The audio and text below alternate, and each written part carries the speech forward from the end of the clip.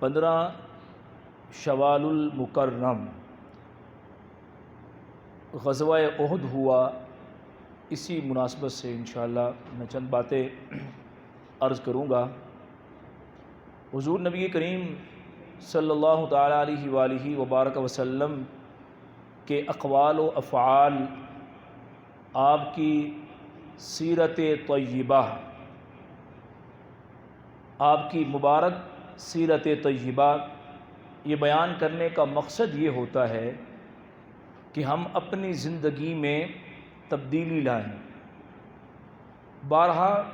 کئی چیزیں ہم سن چکے ہوتے ہیں، وہ واقعات، وہ غزوات، وہ حضور نبی کریم صلی اللہ علیہ وسلم کے سیرت کے احوال ہم نے بارہا سن رکھے ہوتے ہیں۔ یہ بار بار بیان کرنے کا مقصد یہ ہے کہ ہم غور کریں اور اپنی زندگی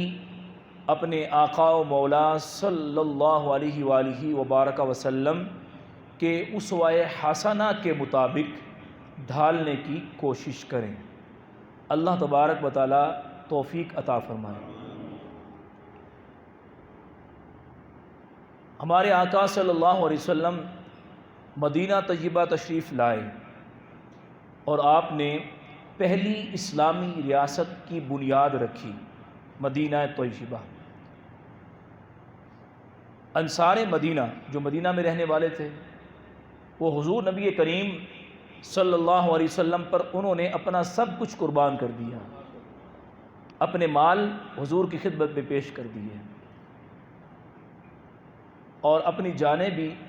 اپنے آقا صلی اللہ علیہ وسلم پر انہوں نے نچھاور کی۔ مدینہ طیبہ میں ایک گروہ اور تھا جو بظاہر مسلمانوں کے ساتھ اٹھتا بیٹھتا اور اپنے اسلام کا اظہار کرتا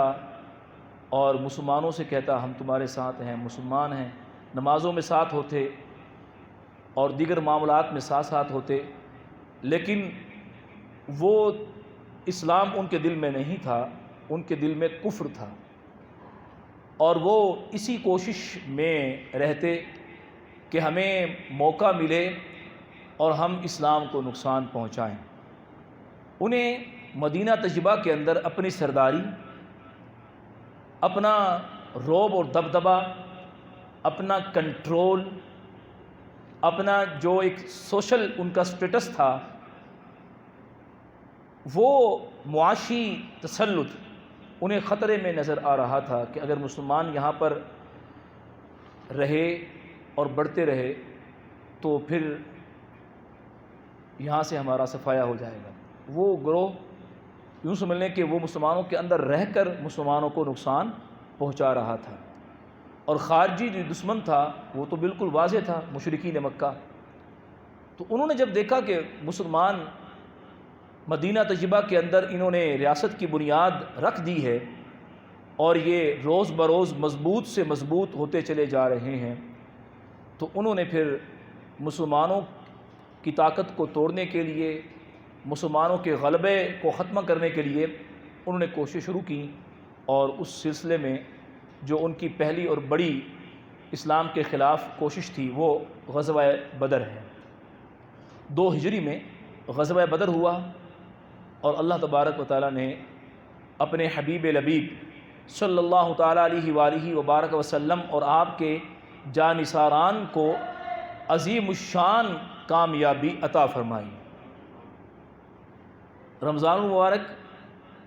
17 رمضان یہ عظیم الشان غزوہ ہوا اور مسلمانوں کو کامیابی ہوئی، اور جو کفار تھے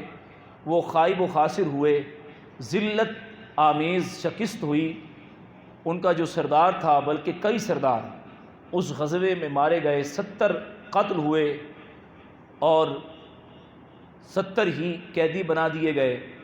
14 مسلمان جام شہادت نوش کر گئے، اور پورے عرب پر مسلمانوں کی دھاک بیٹھ گئی، اور جو ابھی شک اور شبے میں مبتلا تھے وہ بھی کہہ اٹھے کہ اسلام یہ سچا مذہب ہے، سچا دین ہے، اور حضور نبی کریم صلی اللہ علیہ وسلم اللہ کے واقعی رسول ہے، آخری رسول ہے۔ اور یوں اسلام بڑھتا رہا۔ اگلے سال سن 3 ہجری میں غزوہ احد یہ ہوتا ہے، اور وہ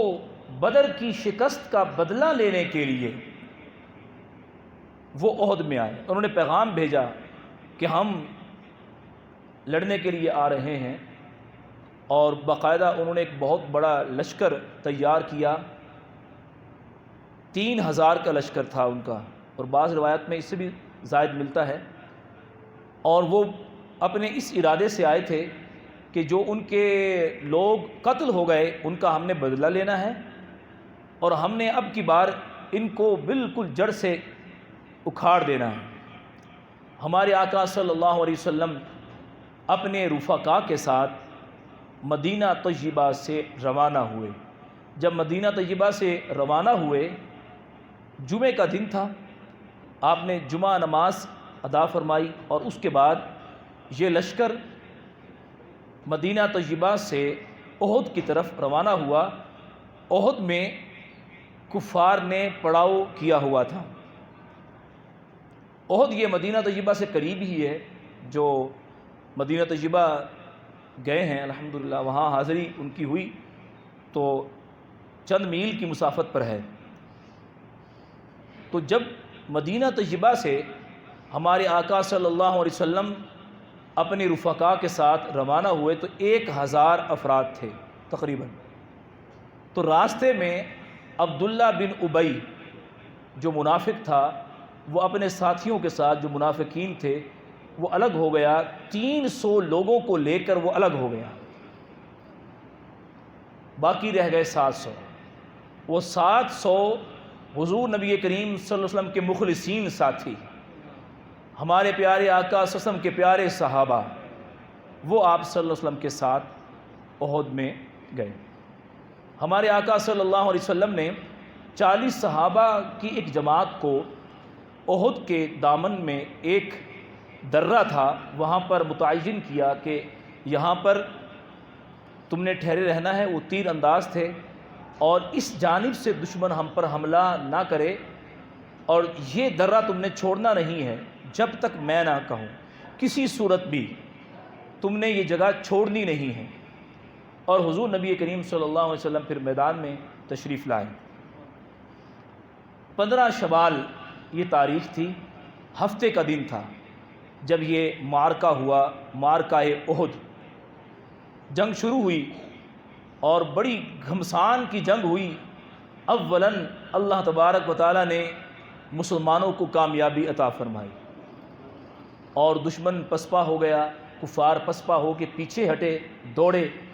اور مسلمان خوش ہو گئے کہ اللہ تبارک و تعالیٰ نے ہماری مدد فرمائی ہے، اور کفار یہ پسپا ہو گئے اور بھاگ کھڑے ہوئے، تو ان کی خوشی دیدنی تھی۔ اسی اثناء میں وہ جو درے پر 40 تیر انداز مقرر کیے گئے تھے، انہوں نے سمجھا کہ جنگ اب ختم ہو چکی ہے اور فتح اور کامیابی ہمیں مل چکی ہے۔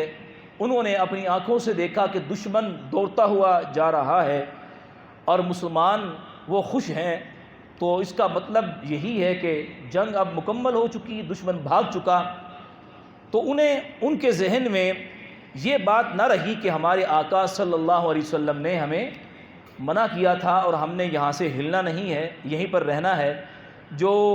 وہ 30 تیر انداز صحابہ تھے، ان کے جو امیر تھے، وہ ان کو روکتے رہے کہ ہم نے یہاں سے ہٹنا نہیں ہے، ہمارے لیے یہ حکم ہے۔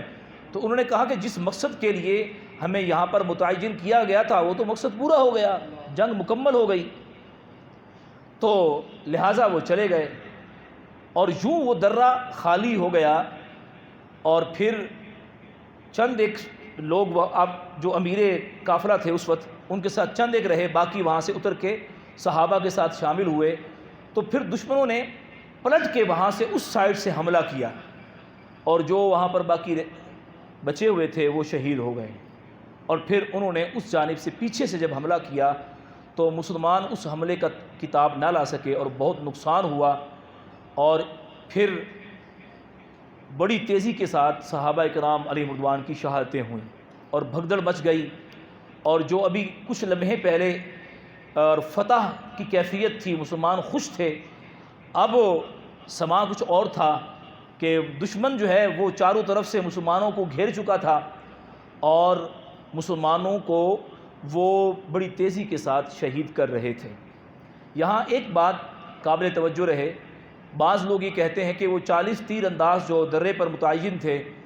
انہوں نے دیکھا کہ مال غنیمت تقسیم ہو رہا ہے اور وہ مال غنیمت کی لالچ میں بھاگے، تو یہ ایسا ہرگز نہیں ہے۔ یہ صرف اور صرف یہی ہے کہ انہوں نے سمجھا کہ اب جنگ مکمل ہو چکی ہے، فتح مل چکی ہے، اس غلط فہمی کی بنا پر وہ وہاں سے آئے۔ پھر ان کے وہ جگہ چھوڑنے کی وجہ سے مسلمانوں کو بھاری نقصان اٹھانا پڑا۔ تو یہاں سے یہ پتہ چلا کہ حضور نبی کریم صلی اللہ علیہ وآلہ وسلم کی اطاعت میں کامیابی ہے، اور جہاں کہیں تھوڑی سی اس میں کمی رہ گئی تو پھر اس میں نقصان ہے۔ جیسا کہ غزوہ بدر میں صحابہ نے کامل اتباع کی، اللہ رب العزت نے کامیابی عطا فرمائی، اور یہاں تھوڑی سی غلط فہمی پیدا ہوئی اور کتنا بڑا نقصان ہوا کہ بڑے بڑے صحابہ اس غزوہ احد کے اندر جام شہادت نوش کر گئے۔ غزوہ احد میں صحابہ کرام علیہ رضوان نے کمال شجاعت کا مظاہرہ کیا۔ حضرت سعد بن ابی وقاص رضی اللہ تعالیٰ عنہ، یہ حضور نبی کریم صلی اللہ علیہ وسلم کے آگے تھے۔ آپ صلی اللہ علیہ وسلم ایک جگہ تشریف فرما تھے اور آپ کے ساتھ چند صحابہ رہ گئے، چونکہ حملہ اس قدر تھا کہ صحابہ جو ہے وہ مجتمع نہ ہو سکے، ایک جگہ بکھر گئے، ایسے کچھ ادھر تھے، کچھ ادھر تھے، کچھ ادھر تھے، تو لہٰذا اس وجہ سے ان کو نقصان ہوا۔ جہاں ہمارے آقا صلی اللہ علیہ وسلم تشریف فرما تھے، وہاں آپ کے ساتھ حضرت ابوبکر صدیق رضی اللہ تعالیٰ عنہ، جناب فاروق اعظم رضی اللہ تعالیٰ عنہ، جناب علی المرتضیٰ کرم اللہ تعالیٰ وجہہ الکریم، اور حضرت سعد بن ابی وقاص اور چند صحابہ اور آپ کے ساتھ تھے۔ تو اس موقع پر ہمارے آقا صلی اللہ علیہ وسلم صحابہ کو ترغیب دے رہے تھے کہ لڑو ان کے ساتھ، تمہارے لیے جنت کی بشارت ہے۔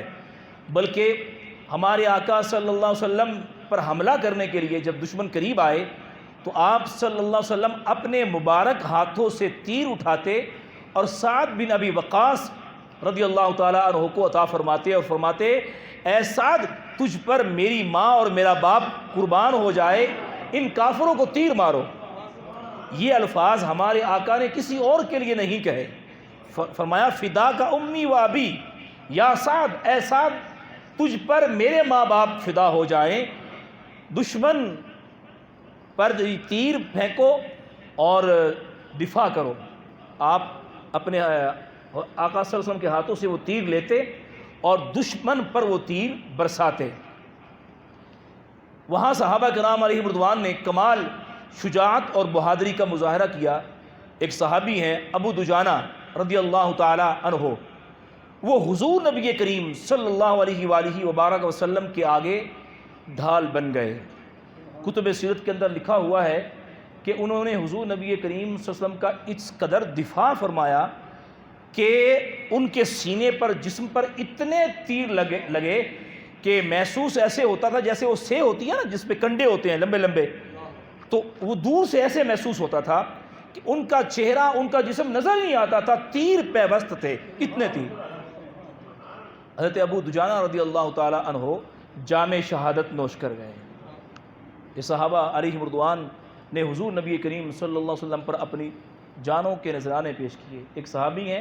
حضرت مالک بن انس رضی اللہ تعالیٰ عنہ، وہ احد کے لیے جب نکلے تو ان کے دل میں یہ نیت یہ تھی کہ میں اللہ کے دین کے لیے لڑوں اور ایسا لڑوں، ایسا لڑوں، دشمن کے ساتھ لڑتے لڑتے میں شہید ہو جاؤں اور ایسا شہید ہو جاؤں کہ میرے جسم کے ٹکڑے ٹکڑے کر دیے جائیں۔ اور ایسا ہی ہوا، ایسا ہی ہوا۔ یہ صحابہ کرام کا شوق شہادت، جذبہ شہادت، حضور نبی کریم صلی اللہ علیہ وسلم سے کمال محبت، ہمارے آقا صلی اللہ علیہ وسلم پر جانثار ہونے کا کمال شوق۔ اور اسی طرح ایک صحابی ہیں، ان کا آخری وقت جب قریب آئے، ان سے پوچھا تمہاری خواہش کیا ہے؟ کہنے لگے بس مجھے اپنے آقا کے پاس لے جاؤ، بس میری آخری خواہش یہ ہے، اب سانسیں اکھڑ رہی ہیں، اب آخری وقت ہے، چند سانسوں کے مہمان ہیں، جسم زخمی ہے، لہولہان ہے، اور یہ کہہ رہے ہیں مجھے اپنے آقا صلی اللہ علیہ وسلم کے قدموں میں لے جاؤ۔ اور آقا صلی اللہ علیہ وسلم کے پاس جب آئے تو اپنا سر انہوں نے ہمارے آقا صلی اللہ علیہ وسلم کے قدموں میں رکھ دیا، اور اپنے رخسار کو حضور صلی اللہ علیہ وسلم کے قدم اقدس پر رکھا، اور ساتھ ہی ان کی روح کف سے انسری سے پرواز کر گئی۔ سبحان اللہ، سبحان اللہ، کیسی موت ہے، کیسی شہادت ہے، سبحان اللہ، کیا نصیبہ ہے، کیا قسمت ہے سرکار صلی اللہ علیہ وسلم کے قدموں میں جس کی جان نکلی ہو۔ نجم کی اے خدا آرزو ہے یہی، عاشق زار کی آبرو ہے یہی، موت کے وقت سر ان کے قدموں میں ہو اور دید ہوتی رہے دم نکلتا رہے، دید ہوتی رہے دم نکلتا رہے۔ یہ صحابہ کرام علیہ رضوان عملاً کر کے، ہم تو صرف زبان سے کہتے ہیں نا غلامی رسول میں موت بھی قبول ہے، اور کبھی حالات ایسے آ جائیں تو پھر ڈرتے ہیں، ٹانگیں کانپتی ہیں، اور پھر جان عزیز ہوتی ہے۔ صحابہ نے سب کچھ قربان کر دیا، اپنا کنبہ، قبیلہ، اپنی اولاد، خاندان، سب کچھ قربان کر دیا۔ یہ وہی غزوہ احد ہے کہ جب مسلمان لوٹے نا، پتہ چلا فلاں بھی شہید ہو گیا، فلاں بھی شہید ہو گیا، فلاں بھی شہید ہو گیا، فلاں کا باپ شہید ہو گیا، فلاں کا بیٹا شہید ہو گیا، فلاں کا بھائی شہید ہو گیا، فلاں کا فلاں عزیز شہید ہو گیا۔ ایک صحابیہ مدینہ طیبہ کے اس راستے پر کھڑی ہیں جہاں سے وہ قافلہ واپسی آ رہا ہے، پوچھتی ہیں کہ میرے آقا صلی اللہ علیہ وسلم کیسے ہیں؟ کسی نے کہا کہ آپ کے والد شہید ہو گئے، فرماتی ہیں مجھے یہ بتاؤ میرے آقا کیسے ہیں؟ پھر کسی نے کہا کہ آپ کے شوہر شہید ہو گئے، فرماتے ہیں نہیں مجھے اس کی خبر نہ دو، مجھے یہ بتاؤ میرے محبوب کیسے ہیں؟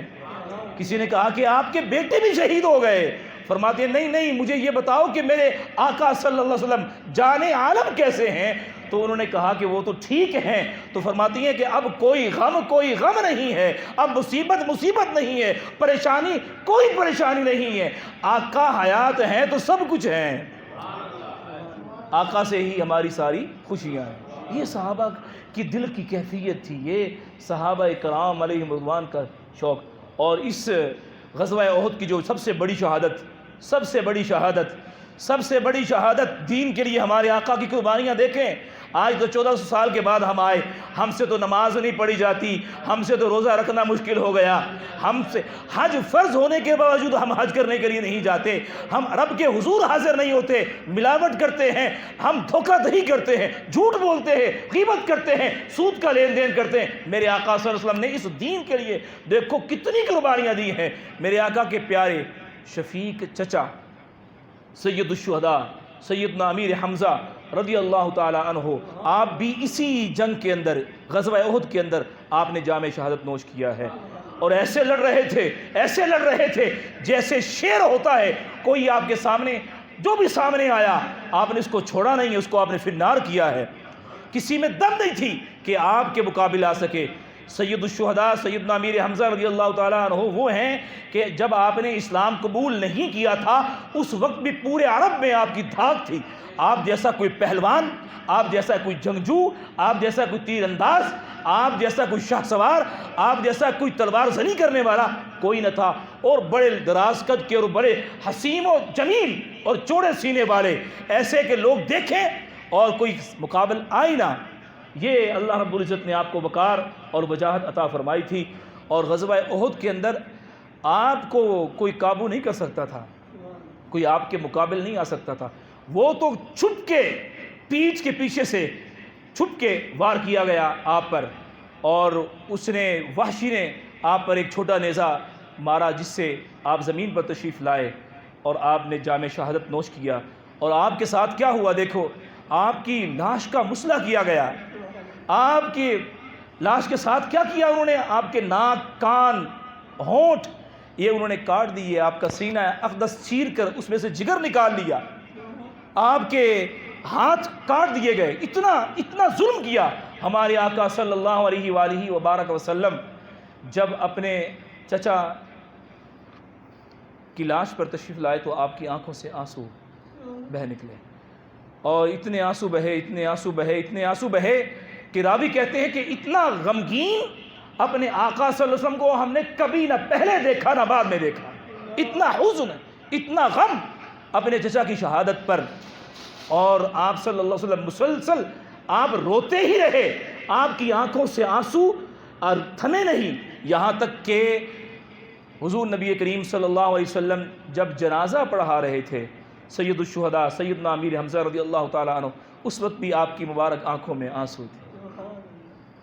اور آپ صلی اللہ علیہ وسلم ارشاد فرما رہے تھے کہ یہ میرے وہ چچا ہیں سید الشہداء امیر حمزہ رضی اللہ تعالیٰ عنہ، اللہ رب العزت نے ساتوں آسمانوں میں ان کا نام لکھ دیا ہے کہ یہ اللہ کے بھی شعر ہیں اور اللہ کے رسول کے بھی شعر ہیں، ساتوں آسمانوں میں ان کا نام لکھا ہوا ہے۔ اور پھر ہمارے آقا صلی اللہ علیہ وسلم ہر سال شہدائے احد کے مزارات پر تشریف لاتے اور دعا فرماتے، بلکہ آپ نے فرمایا کہ قیامت تک جو شہدائے احد ان کے مزارات پر آئے گا اور انہیں سلام کرے گا تو یہ شہدائے احد ان کے سلام کا جواب دیں گے، یہ ہمارے آقا صلی اللہ علیہ وسلم نے فرمایا۔ اور آپ صلی اللہ علیہ وسلم تشریف لائے ایک موقع پر شہدائے احد کے مزار پر، تو آپ نے فرمایا کہ یہ چچا ہے سید الشہداء سیدنا حمزہ رضی اللہ تعالیٰ عنہ، ان کے مقام کے بارے میں فرمایا صحابہ تم جانتے ہو جعفر طیار جو ہیں یہ جنت میں فرشتوں کے ساتھ محو پرواز ہیں، جنت میں فرشتوں کے ساتھ اڑ رہے ہیں، اور جہاں تک میرا حمزہ میرے چچا حمزہ ہیں ان کا مقام ہے، اللہ رب العزت نے جنت میں ان کے لیے تخت لگایا ہوا ہے، تخت پر سید الشہداء تشریف فرما ہے، وہ تخت پر بیٹھے ہوئے ہیں ہمارے آقا صلی اللہ علیہ وسلم نے۔ اور صحابہ کی کیفیت کیا تھی دیکھو، آج تو ہماری زندگی کتنی عیش و عشرت میں گزرتی ہے، صحابہ جب شہید ہوئے تو ان کے جسم کو چھپانے کے لیے کپڑا نہیں تھا، چونکہ اتنے زخم تھے، لباس پھٹ چکا تھا، تو انہیں چادروں میں دفنانا تھا۔ حضرت سیدنا مصعب بن عمیر رضی اللہ تعالیٰ عنہ ان کے لیے ایک چادر منگوائی گئی، تو چادر اتنی چھوٹی تھی کہ سر چھپاتے تھے تو پاؤں ننگے ہو جاتے تھے، پاؤں چھپاتے تھے تو سر کھل جاتا تھا۔ ازغر نامی گھاس ہے وہ آپ کے پاؤں پر رکھی گئی اور یوں آپ کی تدفین کی گئی، ایک قبر کے اندر دو دو تین تین صحابہ کی تدفین ہوئی ہے۔ یہ غزوہ احد 70 صحابہ جام شہادت نوش کر گئے، اور جس میں کثیر حضرات انصار صحابہ کرام علیہم رضوان کی تھی۔ یہ غزوہ احد یہ ہمیں بتاتا ہے کہ حضرات صحابہ کرام علیہم رضوان اپنے آقا صلی اللہ علیہ وسلم سے کتنی محبت کرنے والے تھے، ان لوگوں نے اپنا سب کچھ اپنے آقا پر قربان کیا، یہ ان کی قربانیاں ہیں۔ سید الشہداء سیدنا امیر حمزہ رضی اللہ تعالیٰ کی عظیم قربانی اور صحابہ کی عظیم قربانیاں ہیں کہ آج دین اسلام ہم تک پہنچا ہے، ان کی برکات سے ان کے فیض سے الحمدللہ ہم مسلمان ہیں۔ اگر صحابہ کرام علیہم رضوان نہ ہوتے اور تابعین تبع تابعین اور ائمہ مجتہدین ان کی کوششیں نہ ہوتی تو پتہ نہیں ہمارا کیا حال ہوتا، ہم کس کیفیت میں ہوتے۔ اللہ رب العزت کی بارگاہ میں ہم دعا کرتے ہیں، یا اللہ عز و جل ان شہدائے احد کا صدقہ ہمارا خاتمہ ایمان پر فرما، ہمیں حضور کی غلامی عطا فرما، ہمارا خاتمہ ایمان پر فرما، ہمیں حضور کی محبت میں زندہ رکھ، ہمیں دین اسلام کے لیے اپنا سب کچھ قربان کرنے کی توفیق عطا فرما۔ یا اللہ عز و جل ہمیں اپنے حبیب صلی اللہ علیہ وسلم پر اپنی جان قربان کرنے کا جذبہ عطا فرما۔